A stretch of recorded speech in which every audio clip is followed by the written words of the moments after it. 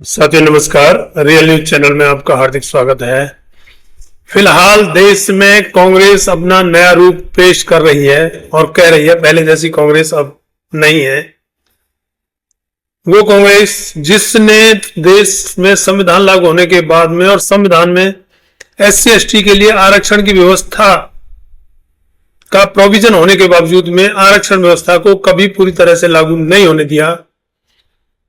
दलितों के कल्याण के लिए बजट में अलग से धन आवंटित करने के बावजूद भी दलितों के लिए वह धन खर्च नहीं होने दिया।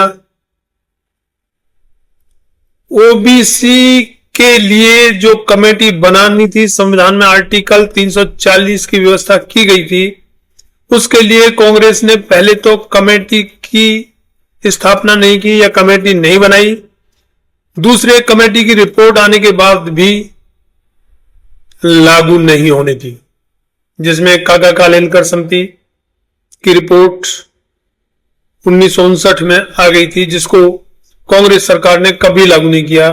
उसके बाद में जनता सरकार में मंडल कमीशन की रिपोर्ट आने के बाद में 1980 में आ गई थी, जिसके बाद में कांग्रेस सरकार आ गई और कांग्रेस ने उसको कभी लागू नहीं होने दिया, जिसको अंततः जनता सरकार में माननीय BP सिंह जो प्रधानमंत्री बने, उन्होंने उसको लागू किया था। दूसरे, कांग्रेस ने आरक्षण व्यवस्था लागू होने के बावजूद भी सभी जगह पर आरक्षण को लागू नहीं होने दिया और दलितों का जितना नुकसान कांग्रेस कर सकती थी उतना किया, दिखाने के लिए चाहे कांग्रेस कुछ भी कहती रहे। अब जो माहौल बनाया जा रहा है कि कांग्रेस अब बदल गई है, पहले जैसी पार्टी नहीं रही है। अब राहुल गांधी हैं जो जातिवार जनगणना की बात कर रहे हैं। तो जातिवार जनगणना के बारे में तो मैं बताता हूं, जातिवार जनगणना तो 1911 में की गई थी, लेकिन कांग्रेस हमेशा इसी तरीके से तो खेल करती है। दिखाने के लिए कांग्रेस सरकार ने जातिवार जनगणना कराई, लेकिन उसको इतना लटका दिया कि 2014 में भारतीय जनता पार्टी के आने के बाद में उसने उसके आंकड़े उजागर नहीं किए। तो इसको कांग्रेस और बीजेपी की मिली भगत नहीं कहोगे तो क्या कहोगे? जबकि जातिवार जनगणना तो 2011 में ही शुरू हो गई थी, वो 1-2 साल में वो फाइनल भी हो जानी थी, लेकिन कांग्रेस ने नहीं की। यही तो कांग्रेस का काम करने का तरीका है, आपको दिखाने के लिए आपकी हाँ में हाँ मिलाती रहेगी, लेकिन फाइनली वो वही करती है जो मनवादी सोच उसकी कहती है। उसके अलावा जातिवार जनगणना के अलावा वो और भी समाज के लिए कई तरह की बातें करती है, जिनमें प्रमोशन में आरक्षण और आरक्षण का जो 50% का जो कैप लगा हुआ है उसको हटाने की बात करती है। अरे भाई, कांग्रेस यही तो थी शुरू से देश में, तब कांग्रेस ने कुछ नहीं किया आरक्षण के लिए। अब बताने के लिए ड्रामा करती है, लेकिन अगर कांग्रेस आ भी गई सत्ता में तो उसको वही ड्रामे करने हैं, वो लागू भी करेगी, लेकिन कोर्ट या और कोई पछड़ा ऐसा डाल देगी जिससे कि आपको कांग्रेस दलितों के लिए काम करती हुई तो दिखेगी, लेकिन काम होगा नहीं, काम दलितों के खिलाफ ही होगा। तभी तो दलितों की जो हालत देश में ऐसी बनी हुई है, उसके लिए पूरी तरह से कांग्रेस जिम्मेवार है, जिसने देश आजाद होने के बाद में सत्ता संभाली। अगर कांग्रेस दलितों की हितैषी होती तो आज दलितों की हालत ये ना होती कि जगह जगह दलितों के साथ में मारपीट हो रही है, दलितों के दूल्हों को घोड़ी से उतारा जा रहा है, दलितों के बच्चों को मटका छूने पर मार दिया जाता है। ऐसा क्यों है? जबकि देश में कांग्रेस की सरकार ज्यादा लंबे समय तक रही। क्या किया कांग्रेस ने? अब उसी तरीके से कांग्रेस काफी माहौल बना रही है, कांग्रेस के लोग काफी माहौल बना रहे हैं और हर बात के लिए राहुल गांधी को वो बता रहा है, राहुल गांधी ने ये मास्टर स्ट्रोक मार दिया, राहुल गांधी ने ये कर दिया, राहुल गांधी ने ये कर दिया। राहुल गांधी ने कुछ नहीं किया। वोट चोरी अगर हुई है, उनकी कांग्रेस स्टेट में कांग्रेस की सरकार है, उसकी ड्यूटी बनती है वोटर लिस्ट में अगर इतनी गड़बड़ी हुई है तो उसको पकड़ना उसकी ड्यूटी बनता है। और कांग्रेस ने उसके ऊपर वोटर लिस्ट में अगर गड़बड़ी का खुलासा किया है तो साथ ही उसने ईवीएम के मुद्दे से लोगों का ध्यान भी हटाया है। क्या ईवीएम को दूध की धुली कह सकते हैं? जबकि राहुल गांधी कभी भी ईवीएम को हटाने की बात नहीं करते। ये ऐसी क्या मजबूरी है? दिखाने के लिए जी राहुल गांधी बदल गए। अरे राहुल गांधी के पहले यही कांग्रेस ईवीएम लाई थी, जबकि पूरे देश में ईवीएम के खिलाफ माहौल बना हुआ है। हर आदमी ईवीएम को शक के घेरे में मानता है और पूरा विश्व ईवीएम को मानता है कि ईवीएम को हैक किया जा सकता है। जो सरकार वोटर लिस्ट में गड़बड़ी कर सकती है, सरेआम चंडीगढ़ में उसमें चुनाव में जो उसने किया, सरेआम 8 वोट कैंसिल करके और भारतीय जनता पार्टी को जिता दिया, तो वो सामने कैमरे में दिखाई दे गया था। ईवीएम में तो ऐसा कुछ दिखाई भी नहीं देता है, चाहे कोई कितनी भी गड़बड़ी कर ले। लेकिन राहुल गांधी ईवीएम के खिलाफ बिल्कुल नहीं बोलते। तो ये मिली भगत नहीं है तो और क्या है? इसके अलावा अभी कर्नाटक में कांग्रेस की सरकार है जिसके सर्वे सर्वा राहुल गांधी हैं। कर्नाटक सरकार में जो खबर आ रही है, वहां के विपक्ष के नेता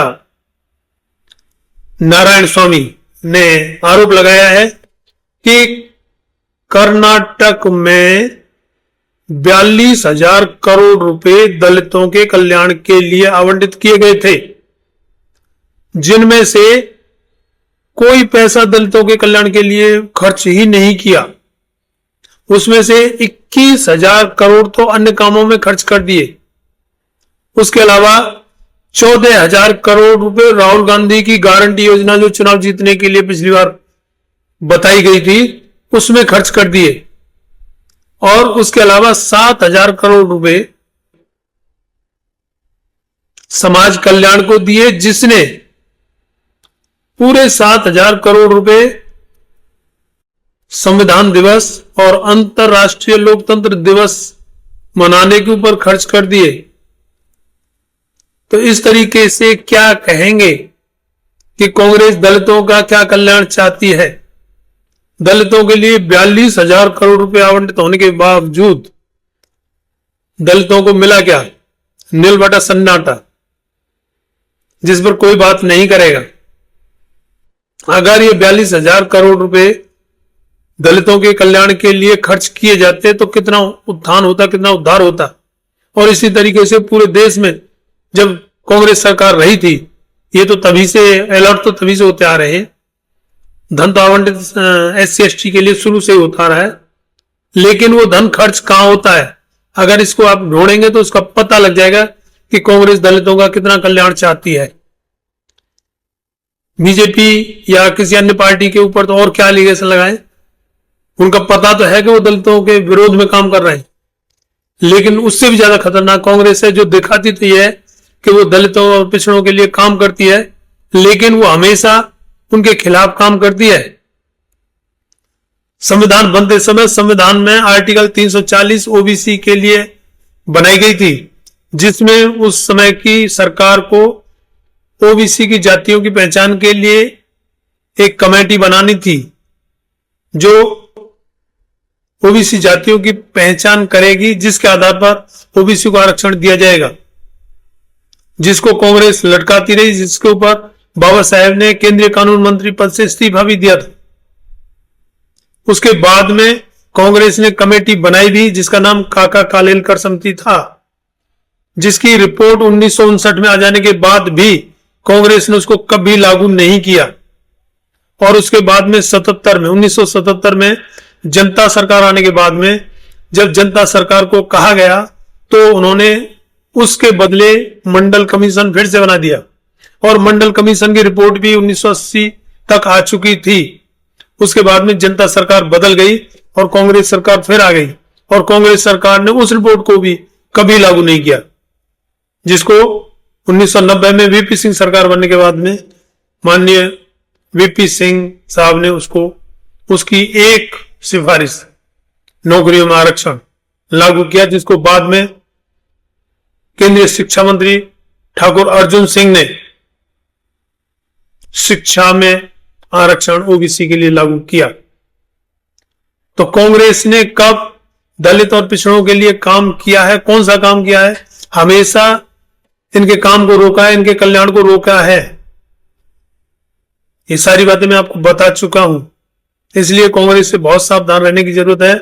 फिलहाल बिहार का चुनाव है और वहां बड़े मनु मीडिया द्वारा, और जो मनु मीडिया कांग्रेस की बुराई करती थी, फिलहाल राहुल गांधी को हीरो बना रही है, और जो लिबरल मनु पत्रकार हैं वो बीजेपी की तो बुराई करते हैं, लेकिन फिलहाल राहुल गांधी को हीरो बनाने पर तुले हुए।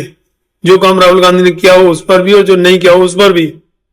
तो इसलिए इनसे सावधान रहने की जरूरत है। कांग्रेस कभी भी दलितों का, पिछड़ों का या अल्पसंख्यकों का कल्याण नहीं कर सकती। अगर करती तो अब से बहुत पहले कर चुकी होती, जब सबसे ज्यादा लंबे समय तक कांग्रेस ही सत्ता में रही। लेकिन उसके बावजूद भी दलित, पिछड़े और अल्पसंख्यकों का वही हाल जस का तस बना हुआ है। दलितों को कितना अत्याचार झेलना पड़ रहा है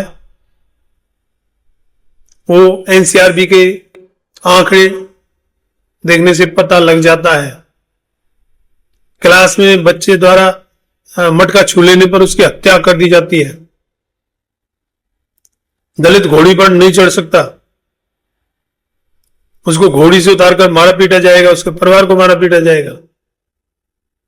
दलित मूंछ नहीं रख सकता।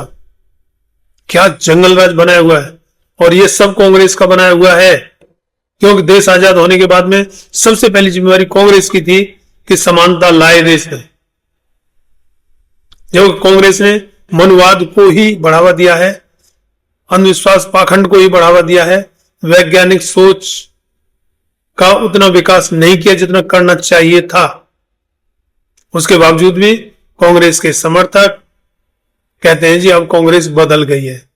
अरे कांग्रेस बदल जाती तो कर्नाटक में अभी भी जो दलितों के उत्थान के लिए जो पैसा आवंटित था उसका खर्च दलितों के कल्याण के लिए करती, लेकिन उसने कोई पैसा दलितों के कल्याण के लिए खर्च नहीं किया, जब धन 42,000 करोड़ रुपए था। तो वीडियो इतना ही। चैनल को सब्सक्राइब, वीडियो को लाइक और शेयर करें, जिससे कि यह बात देश में जन जन तक पहुंचे। धन्यवाद। जय भीम, जय भारत।